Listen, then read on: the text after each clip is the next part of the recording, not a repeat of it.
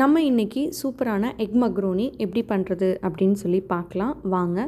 அதுக்கு ஒரு பேனில் தேவையான அளவு எண்ணெய் ஊற்றிக்கலாம். எண்ணெய் சூடானதுக்கப்புறமா அது கூடவே 1/2 டீஸ்பூன் அளவு சீரகம், கூடவே ஒரு வெங்காயம் அதையும் கட் பண்ணி ஃபுல்லாக வந்துட்டு நம்ம வதக்கி விட்டுக்கலாம். வெங்காயத்தோட கலர் சேஞ்ச் ஆனதுக்கப்புறமா இது கூட 1-2 டேபிள் ஸ்பூன் அளவு இஞ்சி பூண்டு பேஸ்ட்டு சேர்த்துட்டு அதையும் வந்துட்டு நம்ம நல்லா மிக்ஸ் பண்ணி விட்டுக்கலாம். அதோட பச்சை வாசனை எல்லாம் போயிட்டு இந்த மாதிரி ஆனதுக்கப்புறமா இது கூட நான் 1 கப் அளவு தக்காளி சேர்த்துக்கிறேன். தக்காளி சேர்த்துட்டு அதையும் வந்துட்டு நம்ம நல்லா சாஃப்ட் ஆகிற வரைக்கும் குக் பண்ணணும். இப்போ வெங்காயம் தக்காளி எல்லாமே வந்துட்டு நல்லாவே வந்துட்டு சாஃப்ட் ஆகிடுச்சு. இந்த ஸ்டேஜில் நம்ம இது கூட ஸ்பைசஸ் எல்லாமே சேர்த்துக்கலாம். 1 டேபிள் ஸ்பூன் அளவு Kashmiri chilli powder, 1 table spoon அளவு மிளகாய்த்தூள், 1 டேபிள் ஸ்பூன் மல்லித்தூள், 1 டேபிள் ஸ்பூன் கரம் மசாலா இது எல்லாமே சேர்த்துட்டு இது எல்லாத்தையுமே நல்லா மிக்ஸ் பண்ணி விட்டுட்டோம். கூடவே தேவையான அளவு உப்பு நான் இப்போதைக்கு 1 டேபிள் ஸ்பூன் சேர்த்துருக்கேன்.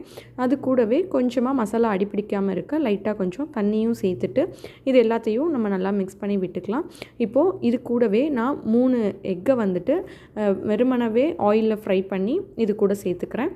இந்த மாதிரி சேர்க்குறப்போ அந்த எக்கு வந்து நம்ம மக்ரோனியோட சாப்பிட்றப்ப டேஸ்ட்டாக இருக்கும். இந்த மாதிரி மசாலா போட்டோம் அப்படின்னா இந்த எக்கில் மசாலாவும் நல்லா கோட் ஆகிருக்கும்.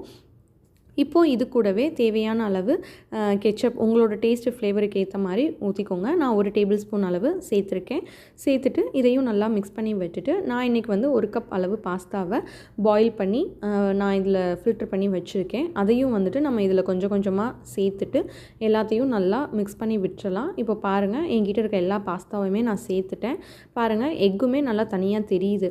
அந்த மாதிரி ஃபுல்லாகவே நல்லா மிக்ஸ் பண்ணியாச்சு. ஒரு 2 to 3 மினிட்ஸ் வந்து இந்த ஸ்டேஜில் இருந்தால் கரெக்டாக இருக்கும்.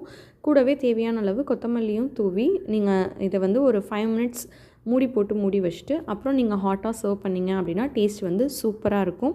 நீங்களும் இதே மாதிரி செஞ்சு பார்த்துட்டு எப்படி இருந்தது அப்படின்னு சொல்லி மறக்காமல் கமெண்ட் பண்ணுங்கள்.